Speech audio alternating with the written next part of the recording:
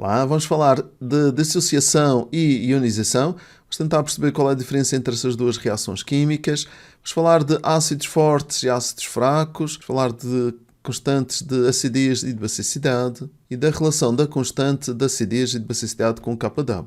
Não te esqueças de te inscrever no canal para ter acesso a todos os conteúdos até ao exame e de partilhares com os teus colegas para os ajudar também a estudar. Eu sou o professor Marco Pereira do site estudafq.pt. Vamos ao vídeo. Ionização versus dissociação. As substâncias que, ao serem dissolvidas em água, originam íons, chamam-se eletrólitos. Estas substâncias são eletrólitos, sendo a solução resultante boa condutora elétrica. Estas substâncias podem ser moleculares, como o NH3 ou o ácido clorídrico, ou podem já ser sais, ou iónicas, sais, como o hidróxido de sódio. E aqui é que está a diferença. É que se nós tivermos moléculas polares para poderem se misturar com a água, se tivermos moléculas que reagem com a água, vão dar origem a íons e por isso nós temos uma ionização. Então, uma ionização consiste na formação de íons a partir de moléculas. O exemplo de reações de ionização são estas moléculas, que é um ácido fraco, e vamos ver isto já a seguir. Tem aqui uma molécula e aqui também esta base é uma molécula. Mas ao reagir com a água, dá origem a íons na solução. O processo em que os íons estão rodeados por moléculas de água chama-se solvatação. A dissociação já consiste na separação de íons do soluto por ação das moléculas polares do solvente. Então, eles já são íons e apenas vão se dissociar, vão se separar. Okay? Tem aqui os hidróxidos, já são íons e então conseguem se separar, é só dissociar. E temos aqui um sal, ele separa-se nos seus íons. Na dissociação, nós não consideramos que hajam pares conjugados ácido-base. Isso também é importante.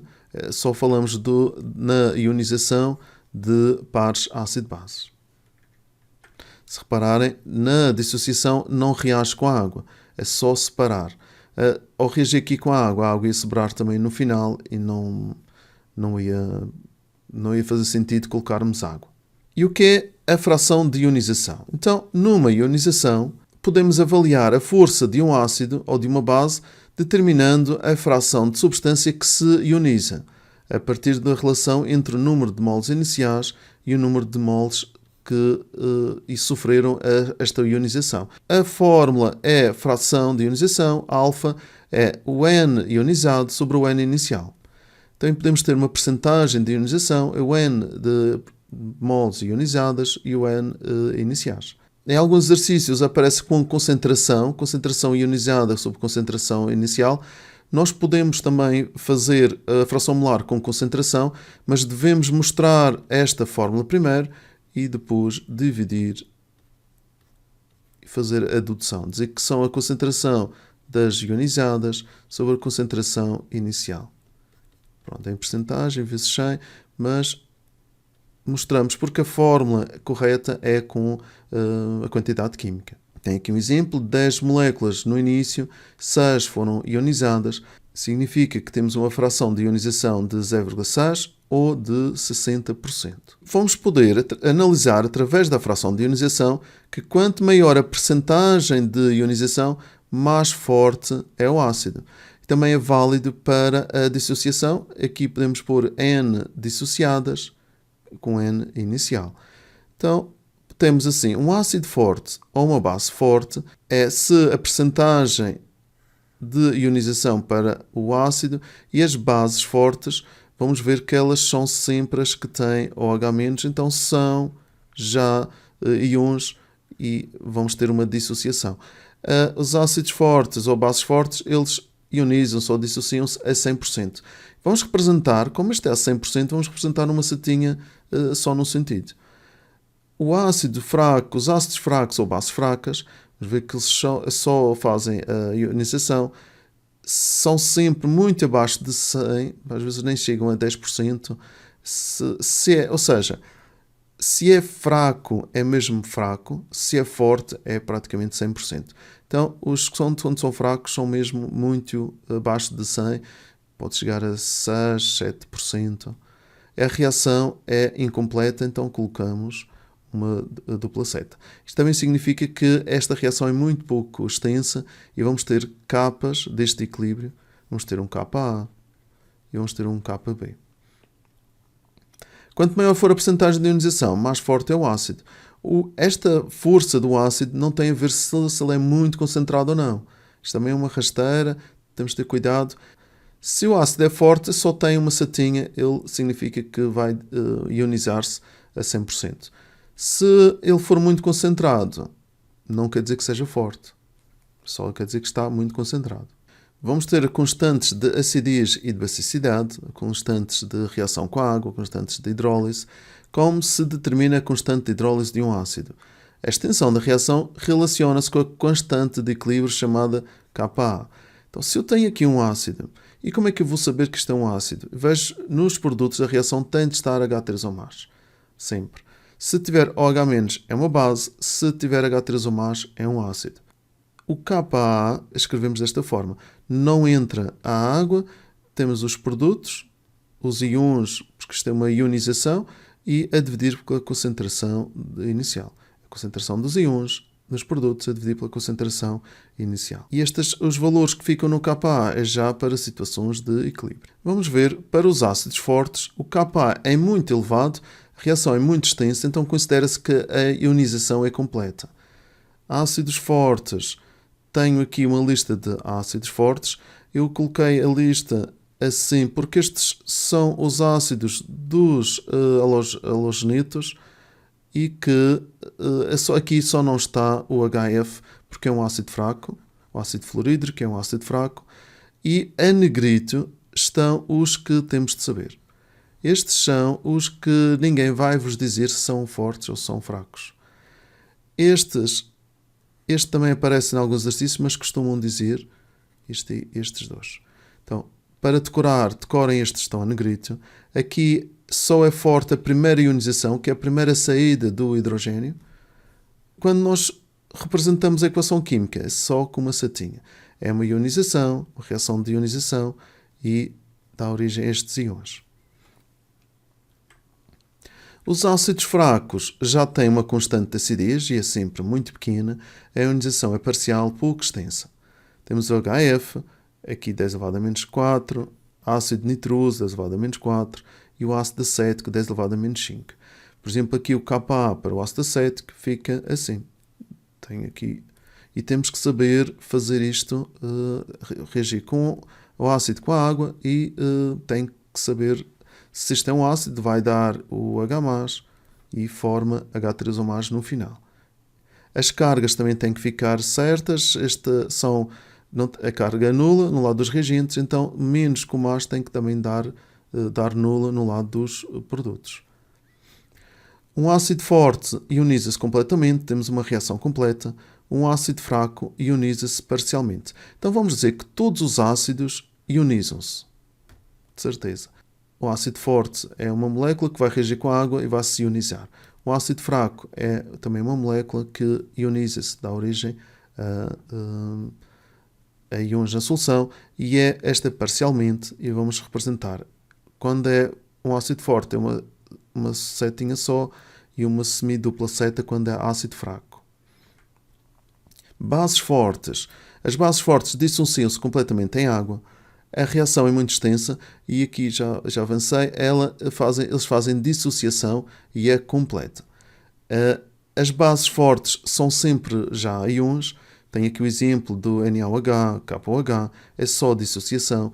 Na dissociação não se coloca a água, é importante, não vai fazer sentido a seguir, não dá para a seguir ficar água também no final. O NaOH, KOH e hidróxido de cálcio são estes os mais comuns e temos que saber. Já saíram no exame. Não há exercícios com o hidróxido de rubídio, hidróxido de césio, mas já apareceu assim exercícios com hidróxido de bário, também costumam dizer que é forte. Mas estes têm que saber de cor. Nem todos os hidróxidos são bases fortes, contudo, todos os hidróxidos são bases que sofrem de dissociação em água. nós vamos ver que eu também coloquei desta forma, porque estes são os hidróxidos do grupo 1 da tabela periódica e estes são os hidróxidos do grupo 2. Faltava aqui 2 hidróxidos que são considerados bases fracas. Okay? Como são hidróxidos, eles dissociam-se. Mas vamos considerar sempre que as bases, são estas as únicas duas exceções, e se aparecer, já sabemos que são íons e os hidróxidos são sempre íons e é dissociação. Nós vamos dizer sempre que as bases fracas, elas são moléculas, à exceção daqueles dois que estão aqui atrás, que é o hidróxido de berílio e hidróxido de magnésio, mas nem sequer se fala nesta altura. Vamos falar depois na unidade 2.3 e vai ser da solubilidade em água. Como ácidos ou bases não são falados. Aqui vemos que então a base fraca, a constante de basicidade é muito pequena e vamos fazer uma ionização parcial e pouco extensa. Vamos considerar só que as bases fracas fazem a ionização. Vamos ver aqui o exemplo. São moléculas. Fazem aqui uma ionização, tem aqui o exemplo, reação com a água e dá origem a íons. Temos KB e temos aqui constantes de basicidade muito pequenos. Vamos relembrar então que os ácidos fortes, ácidos fracos e bases fracas fazem ionização. As bases fortes e sais fazem dissociação.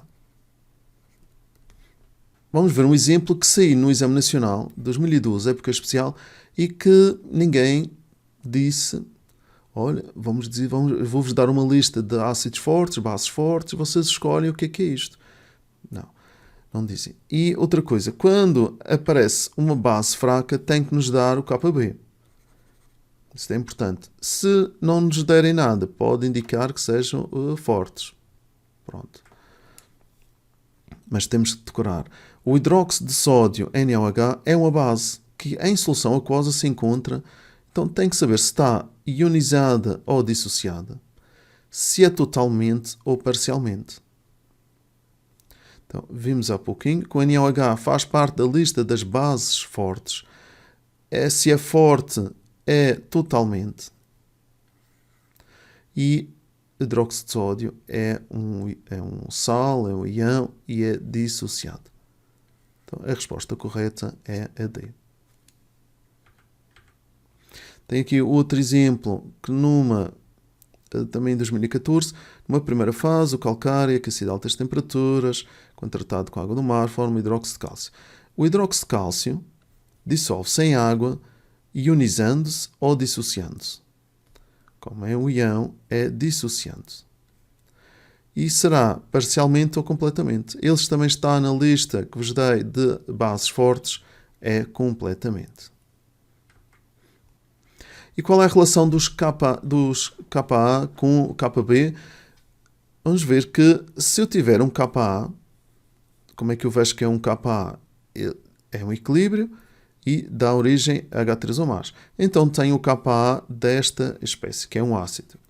Não vou dizer que é com a água. Então este é o Ka do HCN. Se tiver outro equilíbrio, vejo que aqui no final é uma base, então é o Kb. Agora, eu vou relacionar eu tenho aqui um Ka, deste lado tem a sua base conjugada. Quer lembrar dos pares ácido-base, este tem mais um hidrogênio, é um ácido, este é a base.